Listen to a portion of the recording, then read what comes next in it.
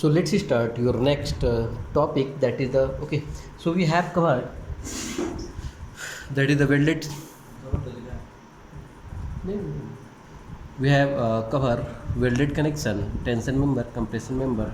If you have any doubt in this chapter, so contact me or message me, or if any topic has been left untouched, so you can tell me. I will cover that. So now we are going to left this the roof truss. Now next is the column base. Now we are going to cover in this video, that is the column base. So see that what is the syllabus. This is syllabus. This is the type of column base, slab base, gusset base. Okay, so type of column base, slab base, just such as slab base, gusset base, and design of slab base. Okay, this is the slab base and concrete block introduction to gusset base. No numerical problem on gusset place. Gusset plate पे आपको कोई numerical पूछा नहीं जाएगा. Now introduction to beam column, design of simple built up beam. Introduction to beam column, design of simple built up beam, symmetrical eye section with cover plates only. So this is your syllabus. Now we are going to cover all these things. Okay, so here first one, that is the, perhaps we have already studied the, that is the riveted connection, bolted connection, and welded, tension, compression, and today probably we will cover the column base. Okay, so now next topic is the, let's start.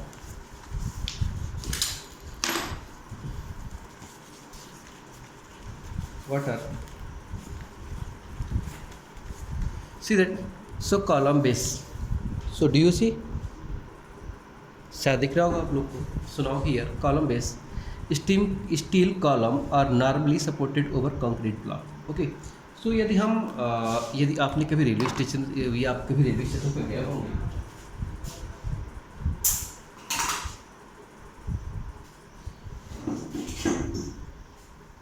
If you visit the railway station, तो जो आपने जो सीढ़ियाँ देखी होगी, जो stair होते हैं, तो वो that is generally build of your steel structure से बने होते हैं. ठीक है.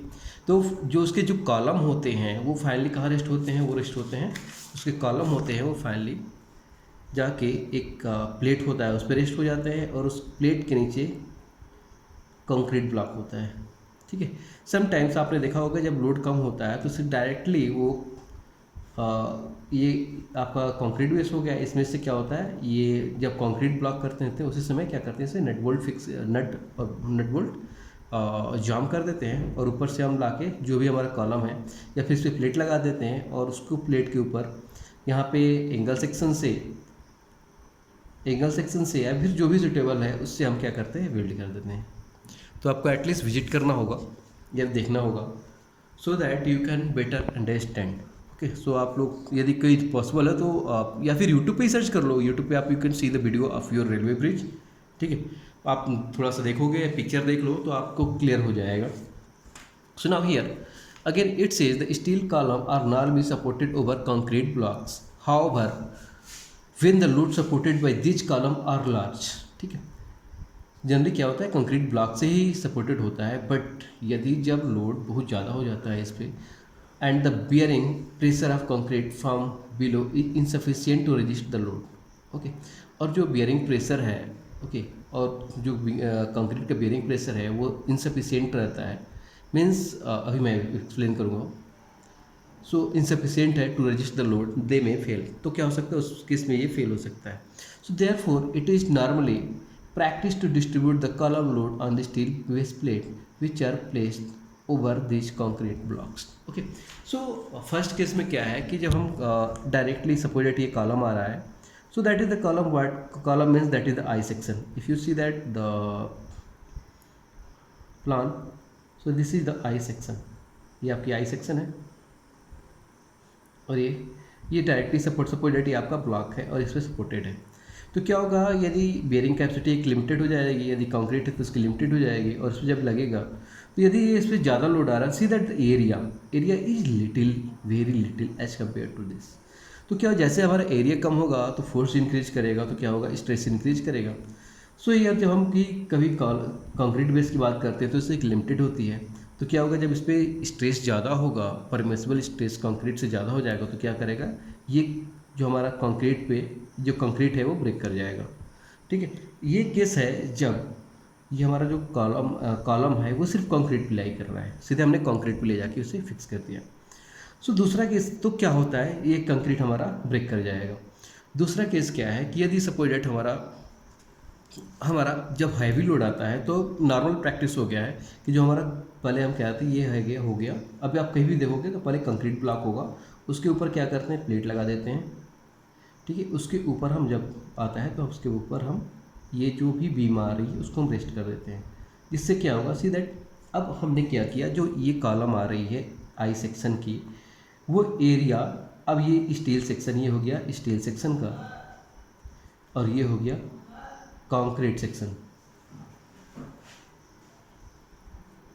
ठीक है, ये स्टील सेक्शन हो गया और ये कंक्रीट सेक्शन हो गया। तो जब इस पर लोड आया तो क्या किया इसने, सपोज इट्स फोर्स एफ आ रहा है, तो सो यहाँ जो स्ट्रेस डेवलप होगा sigma equal to F upon area of steel plate, area of steel plate.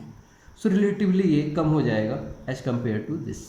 सो हम नॉर्मल जो प्रैक्टिस करते हैं वो पहले क्या करते हैं, जो कॉलम आता है उसको हम स्टील की जगह प्लेट लगते हैं, और वो स्टील प्लेट क्या करती है, वो डायरेक्टली ट्रांसफ़र कर देता है किसको, कंक्रीट ब्लॉक को, जिससे क्या होता है, हमारी कंक्रीट ब्रेक नहीं हो पाती है।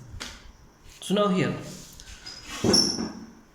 so therefore normal practice to distribute the column load to steel base plate which are placed over these concrete blocks. Okay, so जो कंक्रीट ब्लॉक के ऊपर हम स्टील प्लेट करते हैं, अब नॉर्मल प्रैक्टिस हो गया है कि जो भी कॉलम का फोर्स आएगा या फिर जो कॉलम आएगी, जो आई सेक्शन आएगा या फिर जो भी सेक्शन आएगा, चैनल सेक्शन आएगा या फिर बिल्टर सेक्शन आएगा, वो पहले हम किस पे रेस्ट करते हैं, पहले रेस्ट करते हैं एक स्टील सेक्शन पे। स्टील सेक्शन जो डायरेक्टली कनेक्ट होता है किससे, कंक्रीट ब्लॉक से। So now type of column base. So now the safety of column and the structure depends upon the stability of the foundation. Okay. So first यदि सबसे पहले तो आप जान लो कि जब भी कोई आप स्ट्रक्चर खड़ा करते हो, यदि उसका फाउंडेशन यदि बढ़िया नहीं है तो क्या होगा, पहले तो वो स्ट्रक्चर खराब हो जाएगा। फाउंडेशन यदि बढ़िया रहे तो स्ट्रक्चर खराब हो जाएगा। दूसरा क्या है, तो हम क्या करते हैं, सो column base can be classified into two types. ठीक है, ये आपको सबको पता होगा कि जो हमारा जो कॉलम है, जो या फिर कोई भी स्ट्रक्चर है, यदि उसका बेस यदि सही नहीं है, इवन एवरी मैटर के लिए बोला जाता है कि किसी का यदि बेस सही नहीं है तो उसका जो फ्यूचर होगा वो बढ़िया नहीं होगा। So now column base can be classified into two types, दो तरह से क्लासिफाइड होते हैं। One transmitting direct load only, so this is you can say the axial load, the axial load. One transmitting direct load, that is the axial load, and other carrying an appreciable bending. ठीक है, सो दूसरे में क्या है, ये moment in addition to direct load. Okay, इसमें bending plus है direct, bending plus axial है। ठीक है, दो टाइप लोड आ रहे हैं, एक है डायरेक्ट एक्सियल और दूसरा क्या है, bending plus axial. So now here usually a steel plate is used to distribute the column load over a sufficient area to maintain the unit bending stress within the allowable value for concrete footing. Okay, जो हमारा steel plate होता है वो क्या होता है कि इसलिए भी यूज होता है कि जो बेंडिंग स्ट्रेस आए वो भी मेंटेन कर सके। जो हमारे बेस पे आ रहा है बेंडिंग मोमेंट, उसको भी पहले स्टील ले, तो स्टील लेगा तो ठीक है, स्टील लेगा तो वो कंक्रीट पे यूनिफॉर्मली डिस्ट्रीब्यूट कर देगा। So now here this is the slab base. Okay, so when the column is subjected to only, see that only direct loads. ठीक है, सो स्लैब बेस क्या होता है, जब कॉलम क्या होता है डायरेक्ट, केवल उस पर सिर्फ डायरेक्ट लोड आता है। So the base can be designed by assuming a uniform bearing pressure from below. ठीक है, सो सबको पता है कि जब नीचे से जब कोई ऊपर से फोर्स लगता है तो नीचे से एक बेयरिंग स्ट्रेस इंक्रीज करता है, जो that is the Newton's third law, reaction law. ठीक है, रिएक्शन के बराबर क्या होता है, एक्शन के बराबर ही रिएक्शन उत्पन्न होता है, बट एक लिमिट तक उसकी क्या होता है, उसके बाद वो ब्रेक कर जाता है। सो हमने क्या किया कि कंक्रीट ब्लॉक बना दिया। So this design assuming uniform bearing pressure from below. ठीक है। जब हम एक्सेल लोड लगा रहे हैं तो जब एक्सेल का पहले आपको आपने सुन में पढ़ा होगा, जब एक्सेल लगा रहा है तो एक्सेल मतलब यदि लोड आ रहा है हम इस पे ले रहे हैं तो इस पे ये यहाँ पे ट्रांसफ़र कर रहा है और ये चूँकि ये इतना एरिया है तो फिर ये नीचे अपने इस एरिया से पूरी ट्रांसफ़र करेगा, ये पूरा इस एरिया से ट्रांसफ़र करेगा। तो हम ये मानते हैं कि जो हमारा कंक्रीट है वो यूनिफॉर्म, उसकी जो बेयरिंग कैपेसिटी है वो यूनिफॉर्म है। So for small load a steel plate alone can be use to transmit the load to the concrete pedestal. ठीक है, यदि लोड बहुत स्मॉल है तो सिर्फ एक पतला सा प्लेट लगा देंगे कंक्रीट पे। क्यों? क्योंकि यदि कंक्रीट पे नहीं लगाएंगे तो ये जो एरिया आपको दिख रहा है वो बहुत छोटा है एज कम्पेयर टू स्ट्रेस, तो यहाँ पे स्ट्रेस ज़्यादा जनरेट होगा। जब यहाँ पे इस एरिया पे जब स्ट्रेस ज़्यादा जनरेट होगा तो क्या होगा, वहाँ पे चूँकि स्ट्रेस की जो कंक्रीट की बियरिंग स्ट्रेस है वो एक लिमिटेड है, उससे ज़्यादा हो जाएगा तो क्या करेगा, यहाँ पे आपकी कॉलम जो या फिर ये सेक्शन है वो धंसना शुरू हो जाएगा। तो इसलिए हम क्या करते हैं, हम एक स्टील प्लेट, नॉर्मली एक स्टील प्लेट लगा देते हैं जिससे वो क्या करे, अपना डिस्ट्रीब्यूट कर सके। Okay, so such a base plate is called slab base and is consider is pinned base. ठीक है, जो सिर्फ हम एक पतला सा यदि स्टील लगा देते हैं तो क्या कहलाता है, वो स्लैब बेस कहलाता है। और क्या उसको हम पिन बेस के नाम से या भी जानते हैं या फिर कंसिडर किया जाता है pin base. Okay, so here see that यदि हमारा ये स्टील सेक्शन है, ये हमारा स्टील सेक्शन है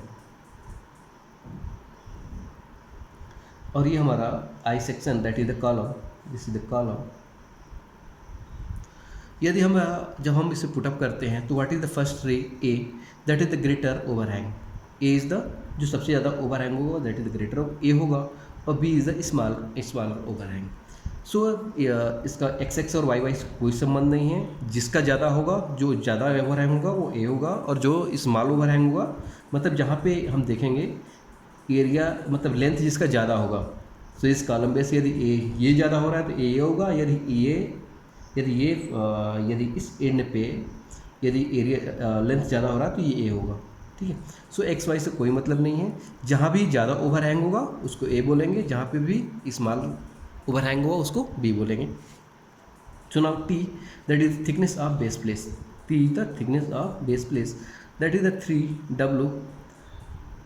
3W in bracket a square minus b square upon 4. So a and b has already discussed. So W is the force, that is the force or load. So by this equation we can find the thickness of base slab. By this equation you can find the thickness of base slab. So now here sigma bs that is the permissible bending stress in the slab base or concrete. Just wait, मुझे देखना पड़ेगा, just wait. Okay, sigma bs that is the permissible bending stress in slab base. Okay, so now here what is the design procedure? Okay, so design procedure है, assume a suitable allowable bearing pressure on the concrete depending upon the grade of concrete. Okay, हम क्या करेंगे, हम पहले चूँकि हमें तो पता नहीं है कितना आ रहा है स्ट्रेस, तो पहले हम एक सुटेबल मान लेंगे। सो नाउ कि इतना स्ट्रेस आ रहा होगा, so now area of A slab base में B A equal to P upon allowable bearing stress on the concrete. ठीक है, जो बेयरिंग कंक्रीट का होगा वो मिल जाएगा। So A is the area of base plate required, see the required in mm, p is the direct load. So the allowable bearing pressure on the concrete is the 0.25 FCK of, ठीक है। सो जो हम allowable bearing pressure लेते हैं या फिर stress लेते हैं that is the 0.2 FCK, remember this. ठीक है, सो FCK is the characteristic strength, FCK is the F is the force, C the characteristic strength. ठीक है, 0.25. So here for M15 grade, this is the, it will equal 3.75.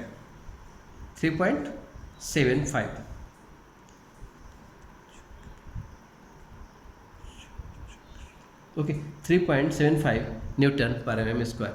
Okay 0.25 F C के just wait. So 15 into 0.25. So this is see that 3.75. So 3.75 Newton per mm square. So now हमने क्या किया कि जो हमने पहले एक बियरिंग प्रेशर एज्यूम कर लिया कि जो हमारा कंक्रीट होगा उसका लगभग बियरिंग प्रेशर ये आ रहा होगा M15 के लिए M20 यदि गिवन है तो ठीक है, नहीं तो फिर अप्रॉक्स मान लो कि let's use M50 M20 M15 और M20। सो कुछ भी मान सकते हो, डेट्स आपके पास जो भी कंक्रीट अवेलेबल है उसके बेस पे आप कुछ भी मान लो। So that is the again हमें क्या माना M15 के लिए 3.75 पाया और A equal to P upon allowable bearing stress, तो P अपॉन 3.75, सो हमारा A रिक्वायर्ड मिल गया। So now A square base plate is generally provided. A square base plate is generally provided, so you can choose a square or a that is a rectangle, it's totally depend on you, but यदि आपको थोड़ा सा यदि square choose करो that's better. So square base plate is generally provided, the side of base plate में भी ठीक है। सो स्क्वायर प्लेट मीन्स ये, सो इस तो इसका A into A that equal to A, ठीक है। यदि हम इसको L लेते हैं और इसको B लेते हैं, जस्ट वेट हियर, इसको यदि हम L लेते हैं उसको B लेते हैं तो L इक्वल टू बी, ठीक है। So L into B equal to A, so A required, so L square equal to A required, so L equal to under root A. So this is simple, L equal to B equal to under root A. So for some designers fill the projection base plate beyond the column as A comma B, ठीक है। जो जैसे हमने बताया कि जब से आप यदि रेक्टेंगुलर ले रहे हो तो उसके लिए क्या होगा, तो जितना भी आप रेक्टेंगुलर लेना चाहो ले लो। So G D again length and width D plus 2B, ठीक है। रीजन क्या है, यदि हम पीछे चलते हैं इसके, see that this is the A and यहाँ पर भी क्या होगा, ये A होगा। तो ये जब हम दोनों मिलाएंगे तो इसको ये, ठीक है, ये हो गया D that is the depth of, this is the depth of I section, ये this is A and A, तो ये क्या हो गया D plus 2A, D plus 2A।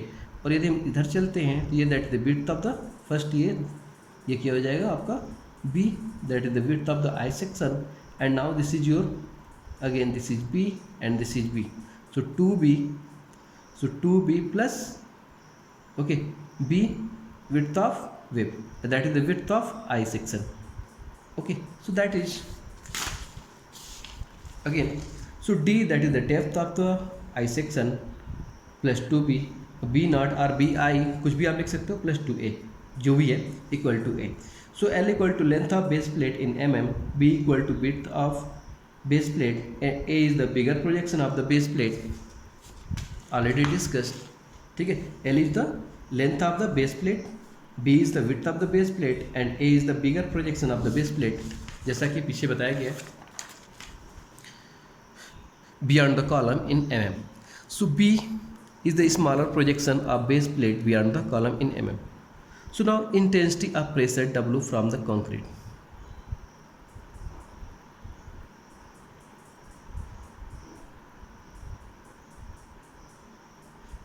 okay।